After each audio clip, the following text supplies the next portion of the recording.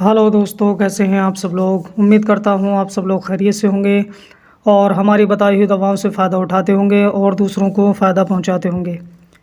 दोस्तों, आज के इस वीडियो में हम आपको जानकारी देंगे हर्बल जोशांदा के बारे में। जी हाँ दोस्तों, ये तैयार किया गया है हंस हर्बल हेल्थ केयर की तरफ से। ये बहुत ही बेहतरीन दवा है।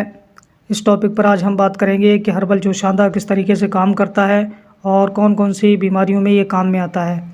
तो दोस्तों, ये जोशांदा सर्दी, नज़ला, ज़ुकाम, खांसी, इन्फ्लुएंज़ा, मौसमी बुखार, दिमागी बुखार और सीने के दर्द के लिए बहुत ही फ़ायदेमंद है। जी हाँ दोस्तों, ये सर्दी से होने वाली तकलीफ़ के लिए बहुत ही बेहतरीन दवा है। इसके इस्तेमाल से सीने की जकड़न हो, सर्दी का लगना हो, नज़ला हो, ज़ुकाम हो, ये बहुत ही जल्दी दूर हो जाता है। दोस्तों, अगर इसके इस्तेमाल की बात की जाए तो एक पैकेट आपको लेना है।